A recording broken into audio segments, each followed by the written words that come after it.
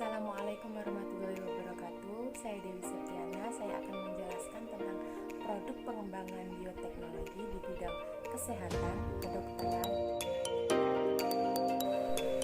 Bioteknologi kesehatan adalah bidang yang memanfaatkan bioteknologi untuk kepentingan medis seperti antibiotik, insulin sintetis, dan vaksin.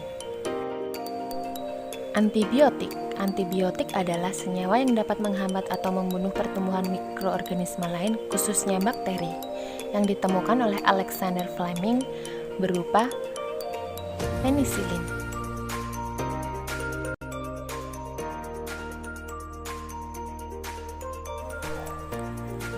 Antibiotik termasuk bioteknologi modern karena meskipun menggunakan mikroorganisme dibutuhkan peralatan modern dalam pembuatannya.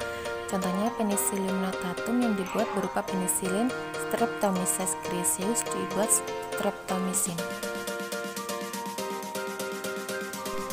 Insulin sintesis dibuat agar penderita kerusakan reseptor hormon insulin atau tidak dapat menghasilkan hormon insulin dapat tercukupi hormon insulinnya.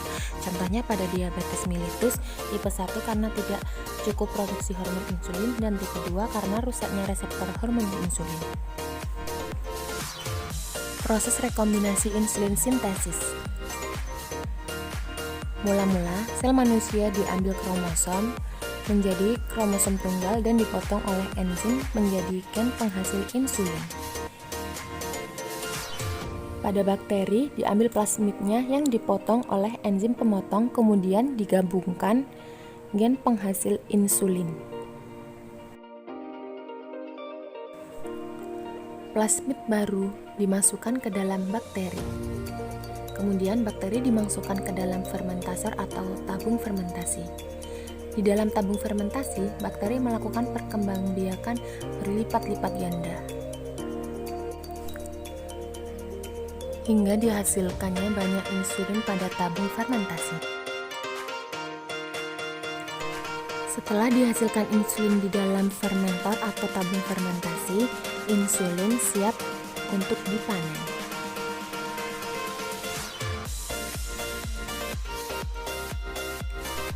Setelah semua insulin dikemas, maka insulin siap dipasarkan.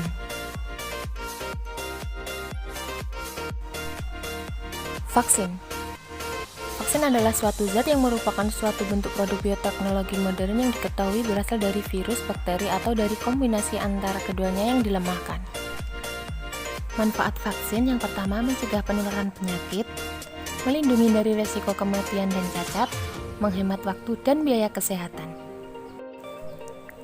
Vaksin dinilai lebih aman karena gennya diisolasi oleh sel Saccharomyces.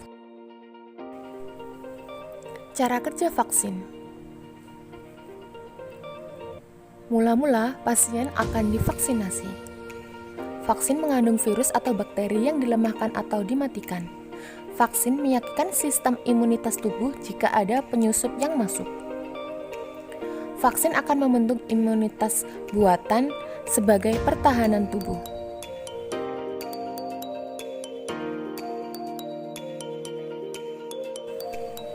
Vaksin akan membantu membunuh bakteri atau virus jahat yang menyerang dan merekamnya sebagai memori.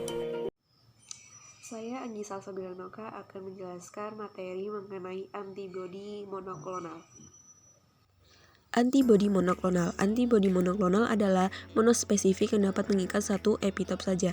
Epitop merupakan bagian antigen yang dapat membangkitkan respon imunitas. Teknologi di balik antibodi monoklonal ditemukan oleh George Scholar dan Cesar Milstein pada tahun 1972. Manfaat antibodi monoklonal yang pertama sebagai terapi penyembuhan kanker, yang kedua mengikat racun dan menonaktifkannya, dan yang ketiga mencegah penolakan jaringan saat transplantasi organ.